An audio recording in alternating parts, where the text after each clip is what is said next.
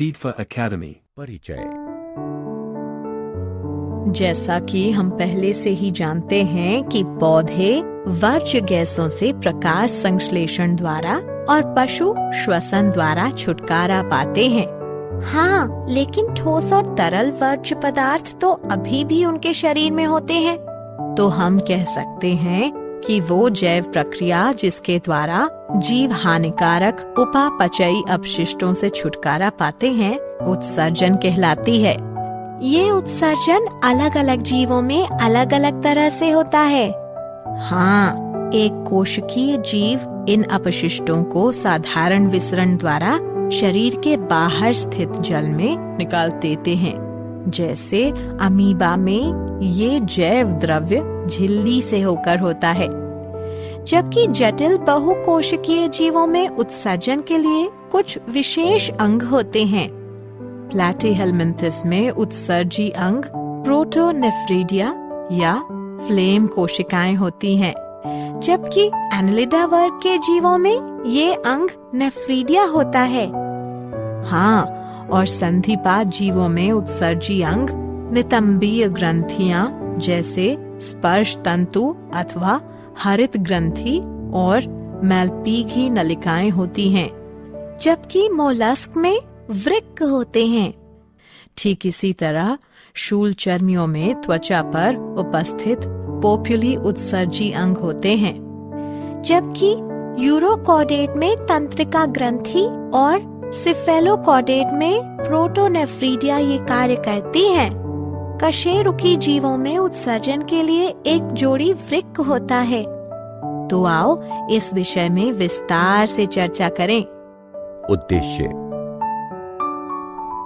इस पाठ के अंत में आप निम्न करने में सक्षम हो जाएंगे: पशुओं और पौधों में उत्सर्जन को समझना, उत्सर्जन के प्रकारों के बारे में जानना, मानव में उत्सर्जन को समझना, उत्सर्जन संबंधी सभी अंगों के बारे में जानना, फेफड़ों द्वारा होने वाले उत्सर्जन को समझना, त्वचा से होने वाले उत्सर्जन के बारे में जानना, बृहदांत्र से होने वाले उत्सर्जन को समझना, मूत्र प्रणाली की संरचना और कार्य प्रणाली को समझना, वृक्कों की संरचना और कार्य प्रणाली को समझना, मूत्र वाहिनी की संरचना और कार्य प्रणाली के बारे में जानना, मूत्राशय की संरचना और कार्य प्रणाली के बारे में जानना,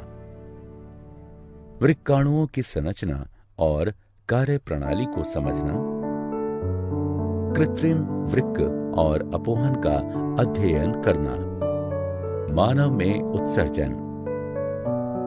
मानव में प्राथमिक उत्सर्जन तंत्र में एक जोड़ी वृक्क, एक जोड़ी मूत्र वाहिनी, एक मूत्राशय और एक मूत्र मार्ग होता है, जबकि मनुष्य के माध्यमिक उत्सर्जन तंत्र में फेफड़े, त्वचा, बड़ी आंत और यकृत शामिल हैं। फेफड़ों द्वारा उत्सर्जन। फेफड़े श्वसन के समय उत्पन्न हुई कार्बन डाइऑक्साइड और जल वाष्प का उत्सर्जन करते हैं। त्वचा द्वारा उत्सर्जन।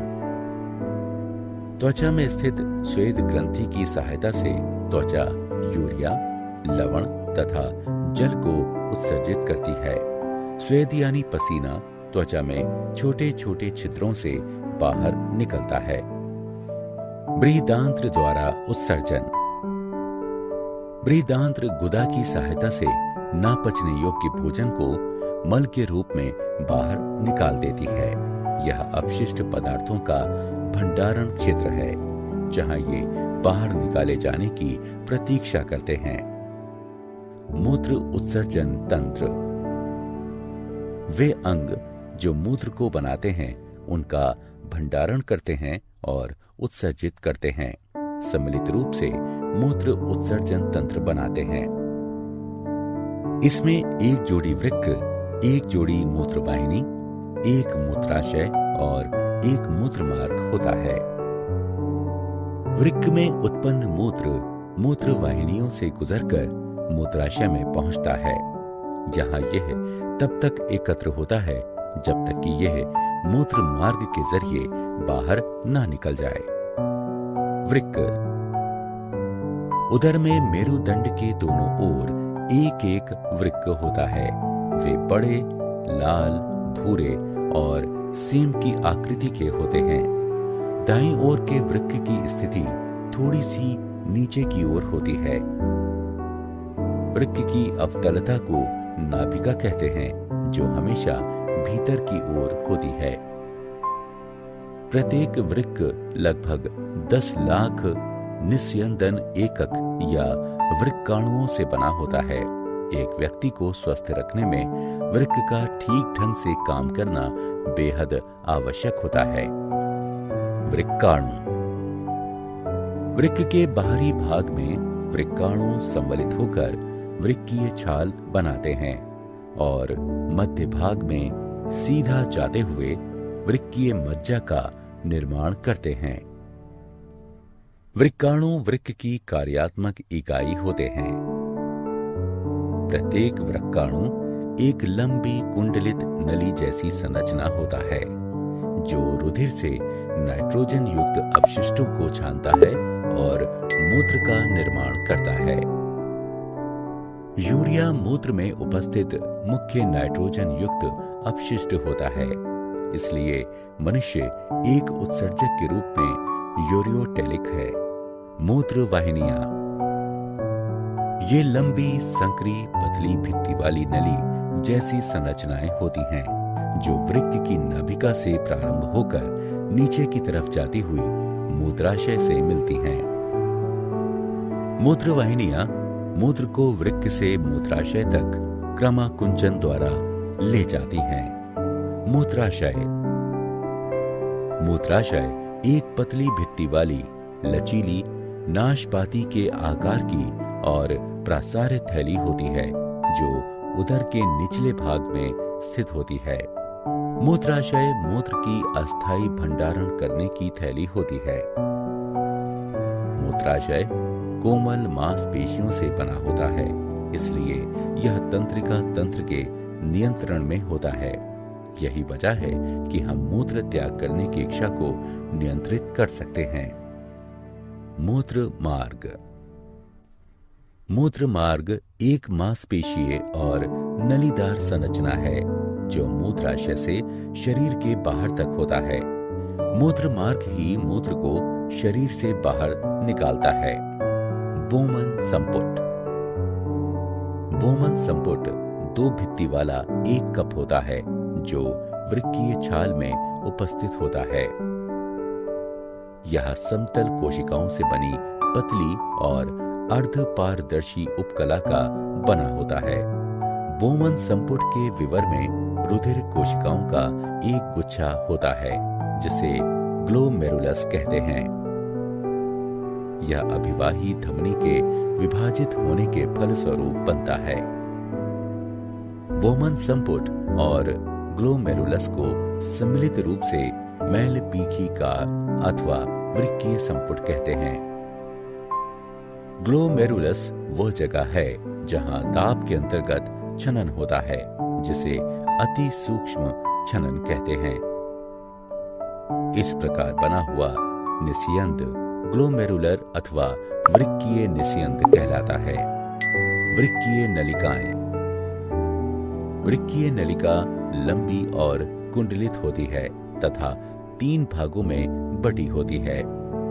निकटस्थ संवलित नलिका, हेनले का लूप, दूरस्थ संवलित नलिका।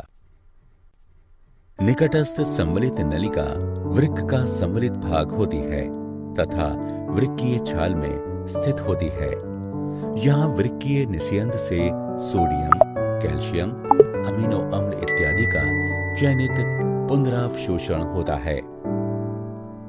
हेनले का लूप नलिका का यू आकृति का भाग होता है तथा वृक्कीय मज्जा में उपस्थित होता है। यह 2 शाखाओं का बना होता है। अवरोही शाखा यह पतली भित्ति की होती है तथा आरोही शाखा यह मोटी भित्ति की बनी होती है। अवरोही शाखा जल के लिए पारदर्शी होती है, किंतु खनिजों जैसे सोडियम क्लोराइड के लिए अपारदर्शी होती है। आरोही शाखा खनिजों जैसे सोडियम क्लोराइड के लिए तो पारदर्शी होती है, किंतु जल के लिए अपारदर्शी होती है। यहाँ मूत्र की सांद्रता बढ़ती है। दूरस्थ संवलित नलिका वह संवलित भाग है जो वृक्कीय मज्जा में स्थित होता है। यह संग्राही नलिका में खुलता है। वृक्कीय निस्यंद में उपस्थित अधिकतम जल की मात्रा दूरस्थ संवलित नलिका तथा संग्राही नलिका की भित्ति द्वारा पुनरवशोषित हो जाती है। मूत्र का निर्माण। रुधिर से वर्ज्य पदार्थों का छनन करना ही मूत्र निर्माण का उद्देश्य है। ठीक वैसे ही जैसे कार्बन डाइऑक्साइड रुधिर से फेफड़ों में अलग हो जाती है, नाइट्रोजन युक्त वर्ज्य पदार्थ जैसे यूरिया, यूरिक अम्ल रुधिर से वृक्क में अलग होते हैं। इसीलिए इस पर कोई आश्चर्य नहीं होना चाहिए यदि वृक्क का आधारभूत छनन तंत्र फेफड़ों जैसे ही पतली भित्ति वाली रुधिर कोशिकाओं का गुच्छा हो। वृक्क में प्रत्येक रुधिर कोशिका गुच्छ नली के कप की आकृति वाले छोर से संबद्ध होता है, जिसमें मूत्र निस्यंद एकत्रित होता है। प्रारंभिक निस्यंद में कुछ पदार्थ जैसे ग्लूकोज, अमीनो अम्ल, लवण और जल की बड़ी मात्रा उपस्थित होती है, जो नलिका में मूत्र के आगे बढ़ने पर चयन द्वारा पुनरवशोषित हो जाती है। जल का पुनरवशोषण इस बात पर निर्भर करता है कि शरीर में जल की कितनी अतिरिक्त मात्रा उपस्थित है और उसमें घुले अपशिष्ट पदार्थों की कितनी मात्रा है जिनका उत्सर्जन होना है। मूत्र का भंडारण मूत्राशय में तब तक होता है जब तक उसमें दबाव इतना बढ़ जाए कि मूत्र मार्ग द्वारा मूत्र त्याग करने की इच्छा होने लगे। कृत्रिम वृक्क, रुधिर अपोहन। वृक्क जीवित रहने के लिए अनिवार्य अंग है। बहुत से कारक जैसे संक्रमण, चोट अथवा वृक्क में बाधित रुधिर संचार वृक्क की क्रियाशीलता को कम कर देते हैं। इसके कारण शरीर में विषैले वर्ज्य पदार्थ एकत्रित होने लगते हैं, जिसके कारण मृत्यु भी हो सकती है। वृक्क के कार्य बंद कर देने की स्थिति में कृत्रिम वृक्क का उपयोग किया जा सकता है, जो नाइट्रोजन युक्त वर्ज्य पदार्थों को रुधिर से अपोहन द्वारा हटाने का उपकरण है। कृत्रिम वृक्कों में बहुत सी नलिकाएं जिनमें एक अर्ध पारदर्शी रेखा होती है, अपोहन विलयन से भरी टंकी में डूबी होती हैं। इस द्रव का परासरण दाब रुधिर के परासरण दाब के बराबर होता है, लेकिन इसमें नाइट्रोजन युक्त वर्ज्य पदार्थ नहीं होते हैं। रोगी का रुधिर इन्हीं नलिकाओं से होकर गुजरता है। यहां से गुजरते समय रुधिर में उपस्थित वर्ज्य पदार्थ विसरण द्वारा अपोहन विलयन में चले जाते हैं। शुद्ध रुधिर को पुनः रोगी के शरीर में भेज दिया जाता है। यह वृक्क की कार्यप्रणाली के ही समान है, लेकिन यह अलग है क्योंकि इसमें पुनरवशोषण नहीं होता है। साधारणतया एक स्वस्थ वयस्क के वृक्क में प्रतिदिन 180 लीटर प्रारंभिक निस्यंद बनता है। हालांकि प्रतिदिन उत्सर्जित मात्रा 1 या 2 लीटर ही होती है, क्योंकि बाकी बचा निस्यंद वृक्क नलिकाओं में पुनरवशोषित हो जाता है। पौधों में उत्सर्जन पशुओं से अलग दूसरे ही तरह से होता है। प्रकाश संश्लेषण के समय बनी ऑक्सीजन ही इनमें वर्ज्य पदार्थ होती है। हम पहले ही चर्चा कर चुके हैं कि पौधे कार्बन डाइऑक्साइड और ऑक्सीजन का किस प्रकार नियमन करते हैं। वे वाष्पोत्सर्जन द्वारा जल की अतिरिक्त मात्रा को उत्सर्जित कर देते हैं। दूसरे अपशिष्ट पदार्थ उनके उत्तकों में उपस्थित मृत कोशिकाओं में रहते हैं। पौधों को अपने कुछ भागों जैसे पत्तियों को खोकर ही वर्ज्य पदार्थों से छुटकारा मिलता है। बहुत से अपशिष्ट पदार्थों का भंडारण कोशिकीय रिक्तिकाओं में होता है। वर्ज्य पदार्थ पत्तियों में एकत्रित हो जाते हैं जो बाद में टूट जाती हैं। दूसरे वर्ज्य पदार्थ जैसे रेजिन और गोंद पुराने जाइलम में एकत्रित होते हैं। पौधे कुछ अपशिष्ट पदार्थों को अपने आसपास की मृदा में भी उत्सर्जित करते हैं। मूल्यांकन: सही उत्तर को उठाकर उसके संबंधित स्थान पर रखें। क्या आप जानते हैं, शरीर से मूत्र को बाहर निकालना मिक्चुरेशन है, जिसे साधारणतया मूत्र त्याग करना कहते हैं। मधुमेह में ग्लाइकोजूरिया नाम की शर्करा की मात्रा बढ़ जाती है। एक सामान्य व्यक्ति एक दिन में 1.5 से 1.8 लीटर मूत्र का त्याग करता है। मादा में मूत्रवाहिनी से केवल मूत्र आता है, जबकि नर में मूत्र और शुक्राणु दोनों, इसलिए नर में इसे मूत्र जनन नलिका कहते हैं। सारांश: